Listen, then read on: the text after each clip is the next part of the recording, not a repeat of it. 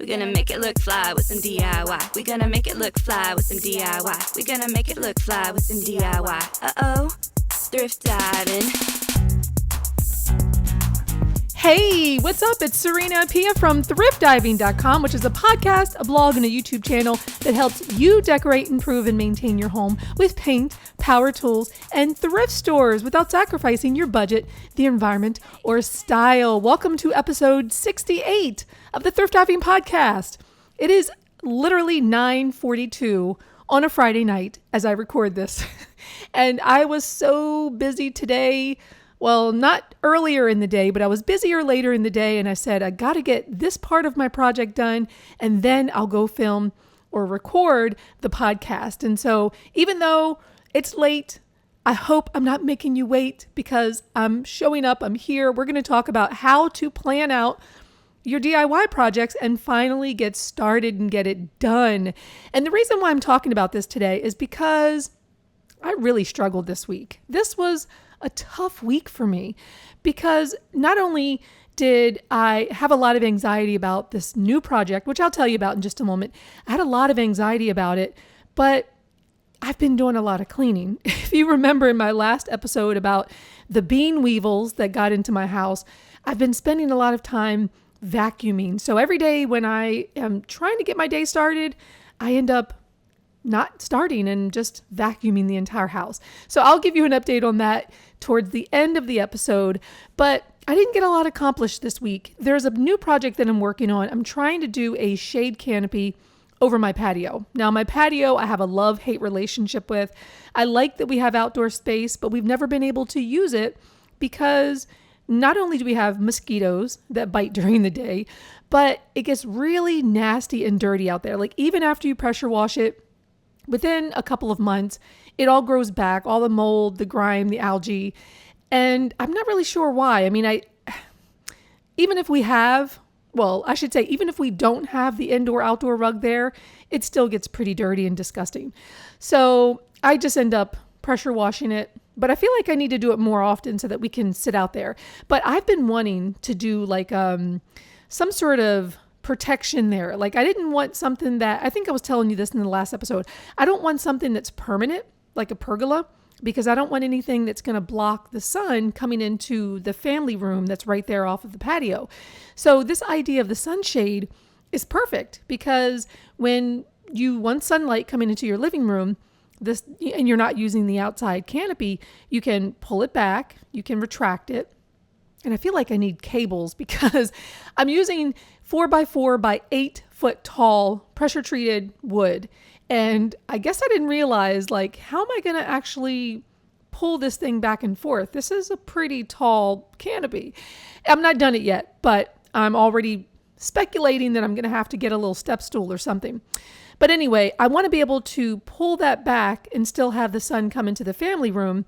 And then if we're out there using it, I want to be able to pull that shade and keep out the sun, but then also maybe keep out the mosquitoes by putting some mosquito netting around. So I'm drafting things out, and I really struggled with figuring out, how am I going to do this? Where am I going to do this? Am I going to do it in the back of my shed? Am I going to do it in the yard? And as I was looking around, I thought, I don't really have a lot of space in the yard. I don't have a lot of space to put an 8x8. I mean, the space is there, but I feel like it's just another thing that I would throw in the middle of the yard, and I didn't want to do that. So I realized the patio would be perfect. So this was like, let's say Monday. This was Monday, Tuesday-ish. No, let's say Monday. Monday I decided, okay, we're going to put this project, this shade canopy over the patio. And then I realized, wait a minute, I can't actually build anything here because it's full of mold and algae and discoloration. So I need to clean that. So basically, because this is a new project that I've never done before, I had some hesitation and I really didn't know how to move forward. And so I felt like I wasted a lot of time in my day when I could have been working on this, but instead I felt, I guess, not sure of how to actually get started. So I did actually do an episode. If you go back to episode 30, I will leave a link down below. There's an episode that I did called, Do You Struggle to Get Started Too? So if you're somebody that struggles to get started on your projects, then by all means, please go back and listen to that episode. And I probably should have re-listened to it myself. But as I was thinking about what we're going to talk about tonight, I wanted to turn it into something that we can actually follow step by step. How do you get started with a DIY project? How do you plan it out? How do you finally get started and go from idea to completion? Because even though I get like problems, I struggle with getting started as well, I do end up pulling off most of my projects. I will admit I'm usually late. If you are a brand that is listening, I'm so sorry. My projects are always late. I never plan accordingly to whatever date I say that material is going to be due. It just never works out that way. But I realize that I do have a process that I go through to get my projects done. And even though I do feel just as you do, where I have trouble getting started, taking that final plunge and actually getting the materials out and getting started, I do have a process. And I want to share that with you today. So that if you're someone who struggles with getting started on projects, maybe you might hear something today that will help you move forward in your projects, because sometimes it's just hard to get started. You have so many ideas in your mind. In fact, there was someone who had emailed me recently, and when new people subscribe to my blog, I will ask them in the very first email they get, what's the biggest DIY struggle that you have? And do you want to know what most people say? Their response usually is getting started. And there's a lot of reasons, as I said in episode 30, why people struggle with getting started. But what I feel is the remedy is properly planning things out. And even though, like I mentioned, I still struggle, I do plan, and sometimes I get frustrated because it takes me so long to plan.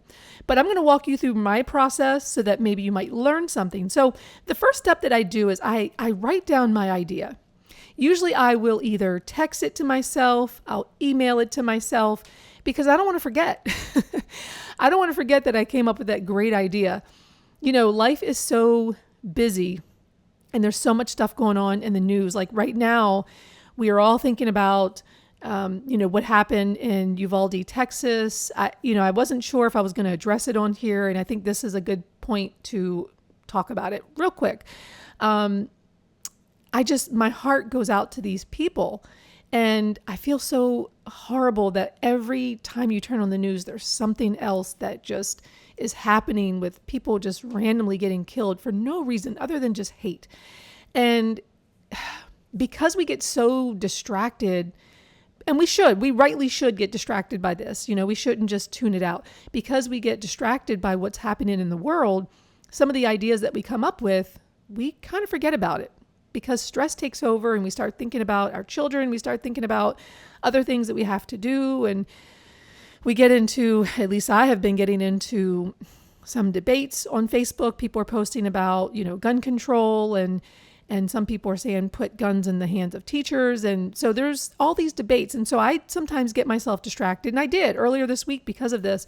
I just wasn't in the mood to work, in addition to not really knowing how I was going to move forward on this project. But one thing I say is if you text it to yourself, if you email it to yourself, even though you're distracted by what's happening in the world and with life, you will see it and you will be reminded later, hey, that is something that I want to do. And I'm reminding myself that I'm going to do it. And it's okay if you don't get started right away, right? Like if you are taking a mental health break because of everything that's going on, or maybe you've got some family drama going on, it's okay to come back to your idea later. This is part of the plan. Just the fact that you wrote it down is part of the getting started in making sure that that project actually happens. I will say that I really hope that there's something that can be done about gun control. I am for gun control. I don't believe, and I know, I'm sorry, I'm jumping back to this. I don't believe that, necessarily putting certain things in place are going to prevent everything from happening. But I do think that if we have reasonable gun control, that it will make a difference. It's not going to be 100%, nothing is, but it will make a difference. But anyway, my heart is with the people in Texas, and not even just the people in Texas. I mean, friends and family who are thinking about this, who are worried about sending their kids to school. I know that I've been looking at my kid, my 10-year-old, not even just 10-year-old, all of my boys, but especially my 10-year-old. I've been looking at him differently in the last few days. And, like tonight he came up and just gave me a kiss and said, "I love you," just in passing. And I thought, oh my gosh, these poor parents in Texas are not getting that anymore. They are not going to be able to get a kiss from their child and just randomly be told in, a happy sing-song voice, "I love you." And I don't know. I think that's just been weighing on me this week too. So if you have a week where you're just not really feeling like you want to do a project, it's okay. Because if there's other things that are going on that are things that are occupying your mind, it's okay to take a break. For me, it didn't feel okay because this project that I'm doing, this shade canopy, is a sponsored project by Arrow Fastener because I'm going to be using some of their grommets. So for me, it's not something I can just put off. I actually have to get it done because they're waiting for it. But for you who most likely listening to this, you're not going to have somebody that's waiting on this for the most part. So if you need time to take a mental health break, just to consume the news and just be aware of what's going on, that's okay. But make sure that you at least write down your ideas. So later when you're ready to get to it, you can get back to it and start planning out and move to step 2. So step 2 is actually sketching out your idea. And what I like to do is either use like an iPad and just draw it on an iPad, or use scratch paper to draw and sketch out what that project is going to look like. So when I started designing this shade canopy in my mind, I had an idea of what I was going to do. I had seen something similar online when I was looking up awnings for my shed, when I thought I was going to do an awning to protect the door from the water that was getting into the doors, which I'll give you an update on that in just a moment. But when I was looking these canopies up, I thought, this is actually something I think I can do. And I don't necessarily have to do it like these canopies. I can do it myself in a different way with 4x4s and planters. And if I get some wire rope and hooks and all these things, I can make this happen. So that's what I did. I started sketching it out on paper. And when I realized this is not going to tell me measurements, then I actually used Sketchup. And I think I'd mentioned this before. Sketchup is a program that you can use. It's a CAD program that's free. You can have the paid version or you can have the free version. And it allows you to draft out what it is that you have in your mind. What is it that you want to build? What is it that you want to make? And if you put in the correct measurements, you can start to figure out how this is going to come together. And it'll give you some measurements so you'll know exactly where things need to be placed. And it's just a really great program. It takes, I think, it's a steep learning curve to use it. But if you use a site like, well, it used to be called lynda.com. Now it's called linkedinlearning.com, I believe. You can actually do a training program, like a 3, 4, 5 hour training program on how to use SketchUp. And I highly recommend it. If you're someone who likes to build, and I'm not saying building like huge pieces of furniture, but if you like to make things with wood and you want to know how it's going to fit together, you can plan it out in SketchUp so that when you're ready to get started on your project, all you need to do is look at the plan that you made. But in order to know how to use the program, you have to do a training program. Like you have to. And even if it's just a basic program like the LinkedIn Learning, it's enough to get you by. Because I did that training, I'm able to sketch out the entire canopy and realize like, oh, okay, well, maybe I need to make this a little taller, or maybe I need to like line up these grommets so it slides on the wire smoothly. And I think that planning is so important when you're doing any kind of project with raw materials. Like you have to plan it out. And even when I did my vanity, this is before I even knew how to use SketchUp. When I had built my vanity, my bathroom vanity, I did that on paper. I didn't do any kind of SketchUp. I wish I had, because then I would have figured out some of the things that went wrong. But overall, it was it was okay. Paper was okay. So don't feel like you have to use SketchUp. There's also a site called Homestyler. I may have mentioned it to you before. This is great for room makeovers. They have like a whole library full of furniture. So if you're planning out maybe changing your living room, don't necessarily feel like you have to go and move your sofa all the way across the room to see what it's going to look like. You can use some of these online free programs to get in there and change your furniture around and see what it looks like before you go and move everything around. So sketch out your idea, whether it's on paper, iPad, Homestyler, or SketchUp. Step 3 is to do your research first. And this is part of sketching out your idea, like it's built in with step 2. But what I like to do sometimes is not research. I think I told you last week in my email newsletter, if you subscribe to my email newsletter, you will know, because I said it in the very first sentence, I sometimes like to skip research because I want to think that I am so creative that the idea that I came up with just doesn't exist. And I will not research something, depending on what it is, so that I'm not discouraged when I see that it has already been done 10,000 times. But most times you want to research things because if you research it, it actually helps you figure out some things before you get started. Like, for example, I did search for canopy, shade canopy, and there was something on, I think it was like Better Homes and Gardens, and they had done a tutorial, not so much on a shade canopy, but it was, I think they had used 4x4 posts and they had put them in planters and they were just stringing lights. They were just using it for string lights. But because of the way that they inserted the planters, they had used 2 boards with some screws in order to keep it straight and level. And I thought, oh, okay, so that's how I'm going to have to do it. Because I was thinking, like, I know that I'm going to use the quick set concrete, but how am I going to make sure that that level, that post is secure? And I know I need to brace it in some way. What's the best way to brace it? So by reading that, it gave me the idea, oh, I need to put 2 pieces of wood right across that planter and just screw it to the post, let it set, let it dry. The quick concrete starts to set in like 30 minutes.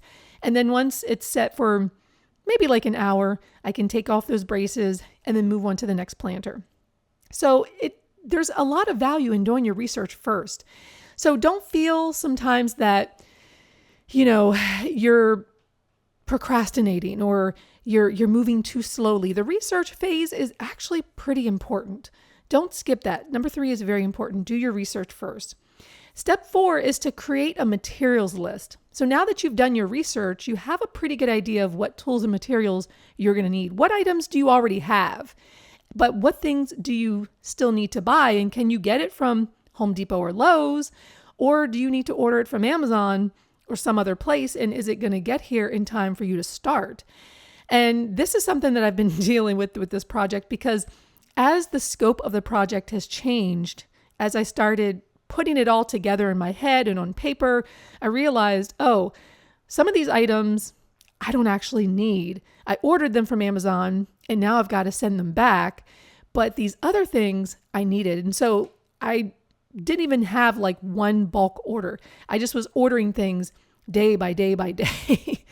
And I'm like, Serena, come on. Like, you can't keep sending these people to your house every day because you just remembered one more thing that you had to get. So it is helpful if you can just make one list when you think your project is pretty good in terms of its planning, making one list and then knowing, okay, these are the things I can get from Home Depot. These are the things I can get from Amazon. I might have to go to Lowe's to get this, and make sure that you know which items can easily be returned. So I had ordered, at some point I thought I was going to use like these bungee clips. So I went onto Amazon, this was maybe last week, ordered like 2 bags of 30 bungee clips. So I have like 60 bungee clips, and realized my project isn't even really going to need them. I don't think. I might. Let me take that back. Oh my goodness. Sorry. I'm like about to speak, and when you swallow your spit wrong and it just gets caught in your throat. But I actually might need them now that I'm thinking about it, because I've got these what I was able to get done today is I did do the 4x4 posts and the planters. Those are done. And I might even go back and get maybe a couple more bags of the quick setting concrete. But I might even use these little bungee clips. I don't know. But if I can't use them, I'm just going to send them back. They weren't very expensive. But some things that you order, you may not even know whether you want to do white or pink. And here's my opinion. If you're able to easily return these two paints, it just depends on where you get them from, then by all means, order both if you can afford to order both. And that's what I did when I went to Home Depot and I was buying some different clips and connectors in order to get this canopy, this shade canopy, connected to these 4 posts. I didn't know which kind of connectors I was going to use. And so I just bought extra. It wasn't any problem for me financially to buy extra. And I figured whatever I don't use, I can return. Just to let you know, you probably know this already because you love projects as much as I do. But Home Depot has a really good return policy. Lowe's is probably the same. But whatever credit card that you use to buy that item from Home Depot, as long as you have that card with you, when you go to take something back, if you don't need it, all you have to do is scan your card and the item will come up. You don't even have to have your receipt. If it's been more than 90 days, then you can still take those items back. They're not going to be able to locate it on your card to give you money back on your card, but they will give you store credit. So, if you're like me, you're going to be in Home Depot all the time anyway. So I'm okay with store credit because I'm just going to put it right back in their pockets. You know what I mean? But anyway, make sure that you can return whatever items that you're not going to use and buy extra if you need to, because there's nothing worse than being in the moment of a project and maybe you thought you needed this hook, which was 1/2 inch, but really you need one that's 1 inch. Well, if you're not sure, buy both and then just return the one that you don't need. Another thing is to download my ultimate materials checklist, and you can actually get this by subscribing to my blog. It's literally just like a 3 or 4 page document that I tried to think of every possible imaginable craft, DIY, woodworking tool material that we would need. And of course, I have some slots there for things for you to actually fill in. But you can use this to check off what it is that you need. And that way, when you're going for your materials, you're ordering them online, you just have a list of everything you need. And of course, there's always going to be something that you forget. It's okay. Just order it. If you're getting it from Amazon, usually with Amazon Prime, you're getting it within, 1 to 2 days. Sometimes you can even get it same day, which is amazing. So the next thing, now that you've got your materials, you want to actually draft out the steps before you do any work. Now, there was a friend of mine who used to be in my blogging group. And I remember when she talked about writing out like her blog post before she actually does the project. I thought that was really weird. She said, I'll write the blog post before I actually do the project. And I thought, that's strange. Like, why would you do that? But I've started doing that lately, like in the last 6 months or so. And I did it for this project, the canopy project. Before I even got started, I just drafted out all the materials. I did step 1, step 2, and by doing that, it allowed me to think through, what am I doing first? What am I doing second? Do I need to do the post first? Or do I need to do the canopy first? Or when I go to connect the wire rope, where am I connecting that? Because I still have to get the shade canopy attached to the wire. So what do I need to do first, second, and third? And it actually helped me figure out all the things I needed to do.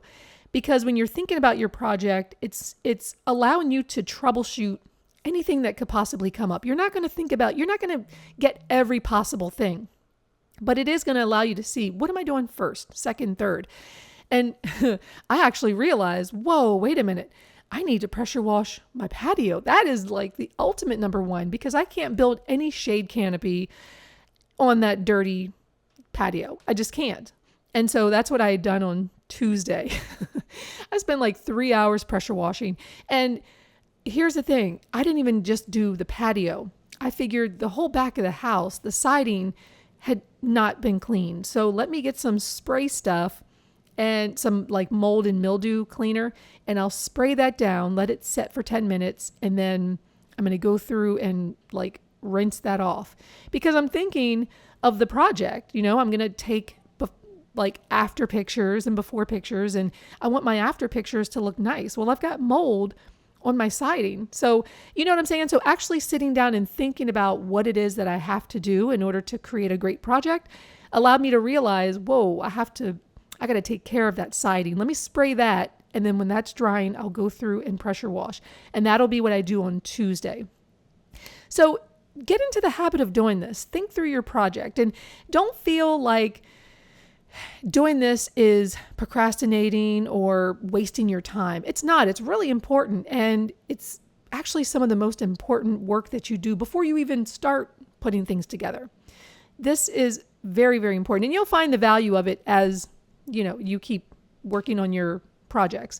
Also, another thing too, it allowed me to figure out where the wire rope stops have to be. So you'll see this project probably in the next week or so.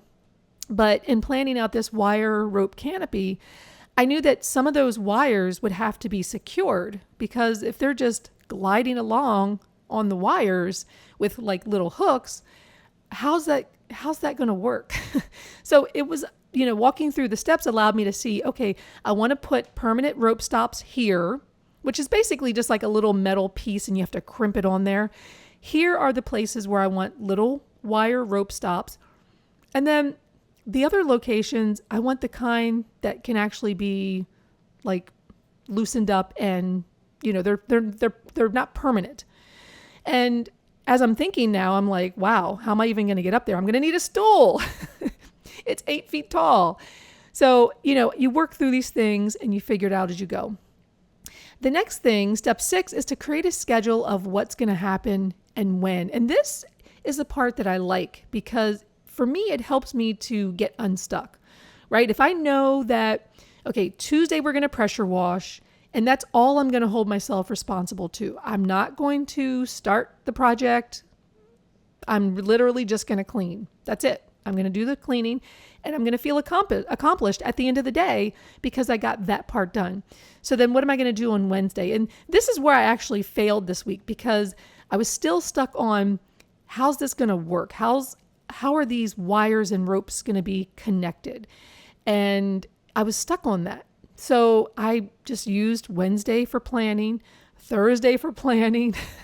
I did some planning earlier today. And finally I said, Serena, stop it. 3:00, I got out there and I started putting the 4x4s in the planters with the concrete.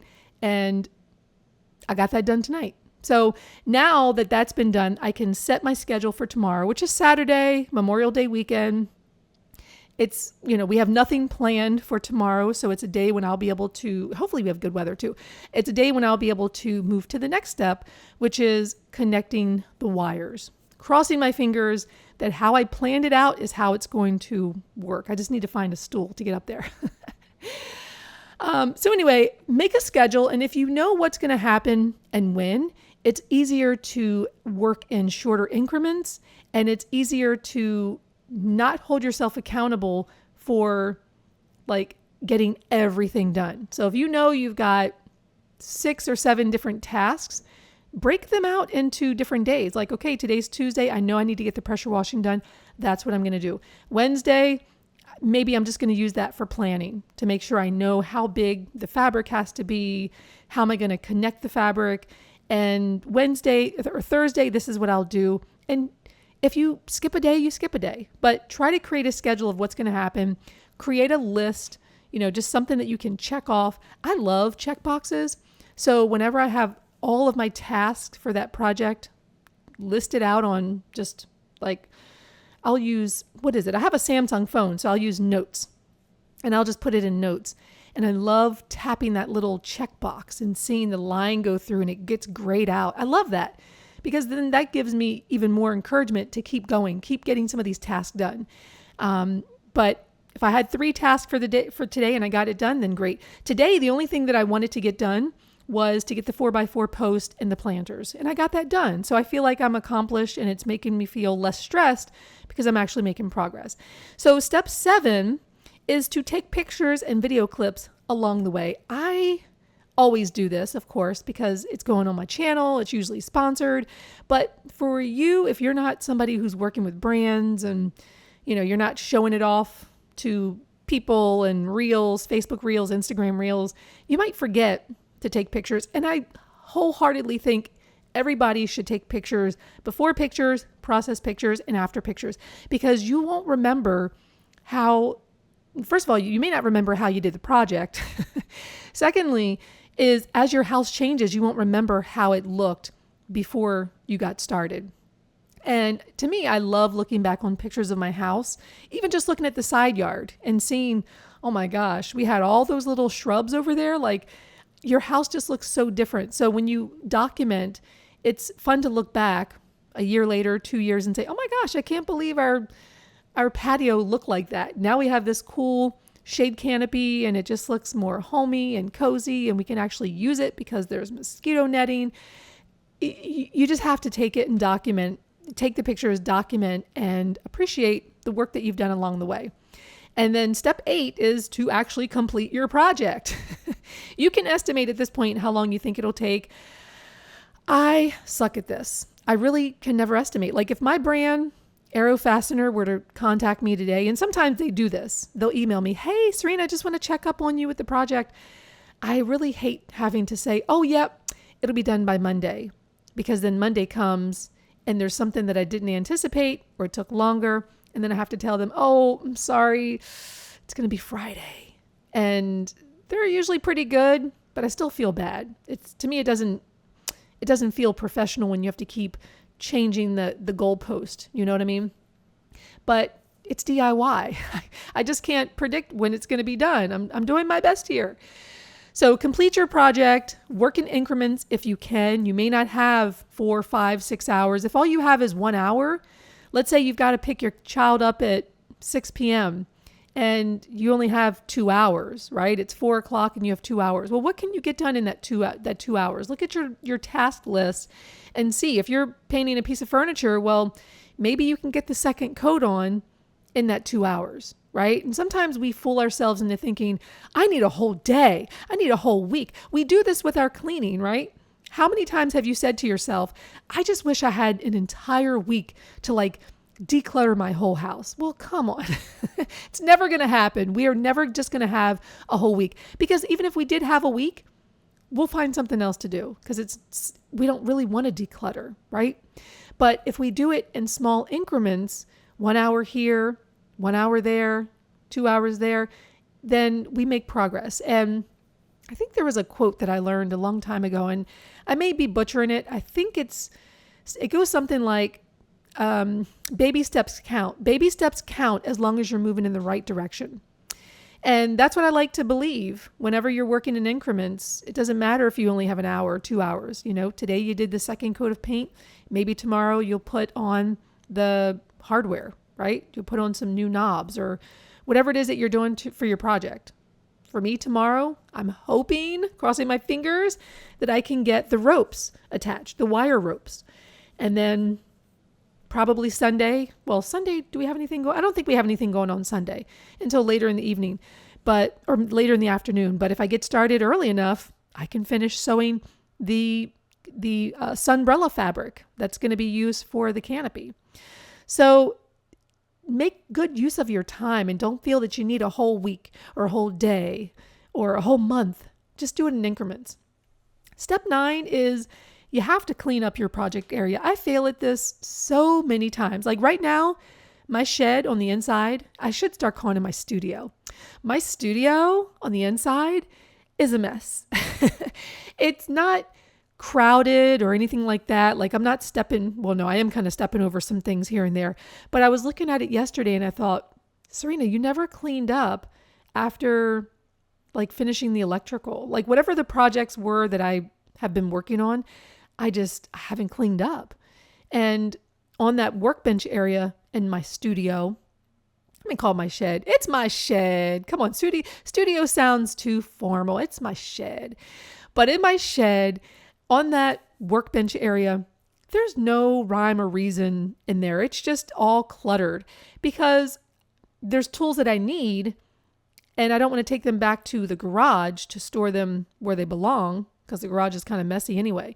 So I want to keep them in the shed, but because I don't have any organization yet in the shed, they're just all laid out and there's no rhyme or reason. And there's a lot of dust too, because when I made that Jenga game, it created a lot of dust. Now I do have a filtration system that I bought. I think I paid maybe like $350 for it. It's something that can be mounted on the ceiling, which was originally my idea.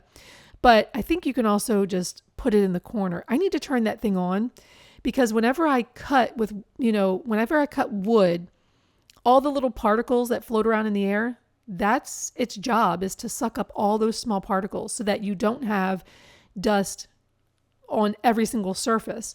And this week when I was trying to sew these panels of Sunbrella, it's not outdoor fabric. No, it's outdoor fabric, but it's like, what is it? It's not upholstery fabric, but they call it like awning fabric or a sail. I think it's like a sailing, what is it? Like a sailing fabric. Anyway, as I was working in there, there was dust getting all over the fabric. Now it's not going to ruin the fabric. It's outdoor fabric. I could probably just, wipe it off. It's not a big deal. But it was so dusty in there. It was so messy that I couldn't even work in there. I had to go take the fabric inside the house and pin the fabric and do what I needed to do. So I was like, okay, we have to get that filtration system up and running because I can't cut in here and then have dust lying everywhere. I just don't like that. So cleaning up your project area is so important. And I think this is something that I really want to work on and have a place to put the tools back. Empty the trash, pick up the packaging, take your final pictures. And then for step 10, return any unused materials. I also fail at this because remember, I told you in the previous steps, sometimes I buy more than what I need. Sometimes I'm not sure which direction a project is going to go. And I will buy 2 things of something because I'm not sure which one I'm going to use once I'm actually doing the project. But sometimes I don't return the unused items and they'll sit for months. And not only does that waste money because you could get that money back and go buy other materials that you need, but you're taking up space in your garage, or your shed or wherever it is that you're doing projects.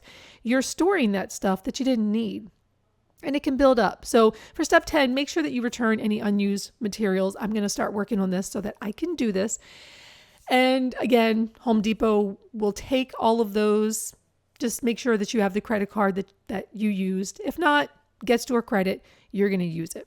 So those are the 10 steps generally that I use when I do projects. But even so, I still get stuck.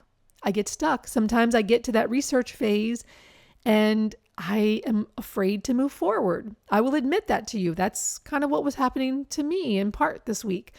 Because I didn't want to ruin this fabric. This fabric that I bought, oh my gosh, it was $30 a yard. Like, it's insane. And I bought 6 yards. That's $180 plus whatever shipping, because it wasn't free shipping. I got it from this company called Sailrite. And of course they didn't have free shipping and taxes. It came to like $210 or something. Like, it was insane. It's a great fabric. It's black and white striped.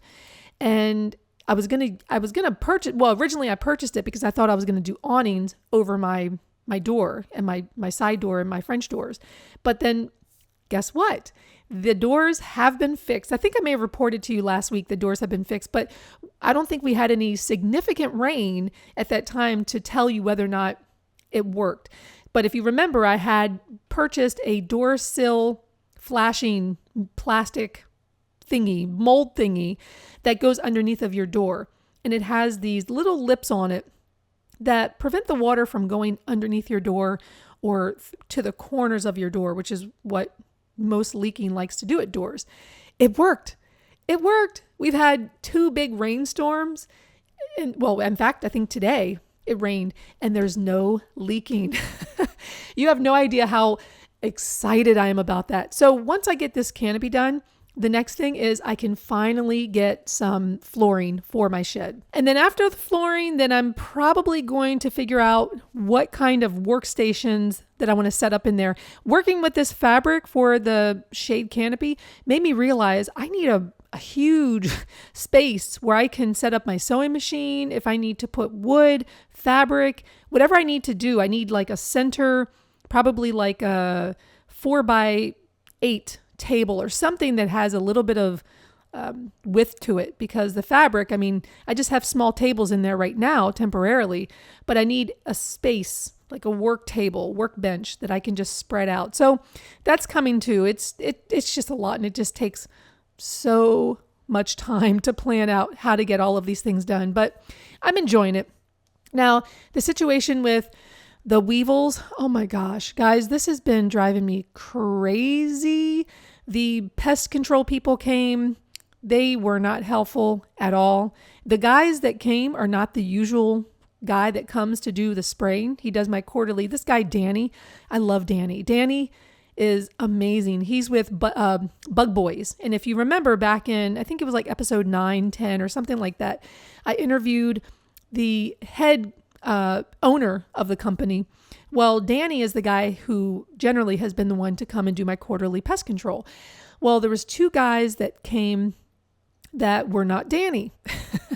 And I was okay with that just because I wanted to get on their schedule as soon as possible to have them come in and spray.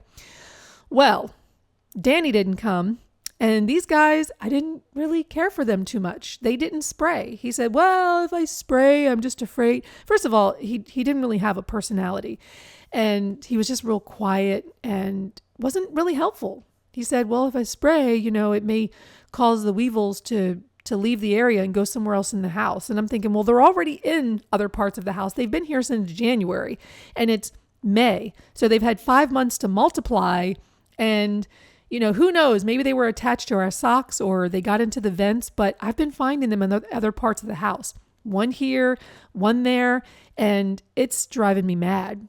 Now, thankfully, they're not harmful, but regardless of whether they're harmful, ants aren't harmful, but I don't want them in my house either.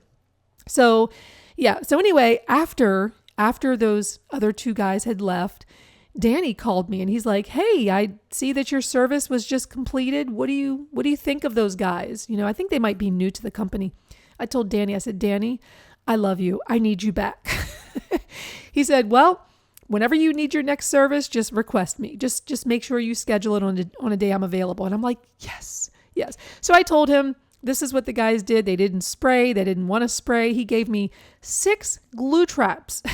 I told the guy, give me as many glue traps as you possibly can. He gave me 6 glue traps. I told Danny, he said, I would have given you a lot more. I said, I know you would have, Danny. I know you would have. So Danny said, call back in about a week, see if the things that you're doing, the diatomaceous earth, the glue traps, see if those make a difference. But call back in another week and I will come out. We will spray your son's bedroom, because I did find a few in his bedroom, and we'll spray his bedroom. We'll spray the pantry. And honestly, at this point, I want him to just spray the whole house. I don't like doing chemicals. I really do like doing the diatomaceous earth and stuff like that. But oh gosh, I don't know. I don't know what the solution is, but I just know that I want to get this taken care of. And I think vacuuming every day, making sure that everything stays in the containers, and just being mindful of, okay, I'm every room I go into, I'm looking for weevils. Thankfully, I've not seen a lot of them elsewhere, but if I see them somewhere else far from the pantry, I'm like, come on, are you like, really?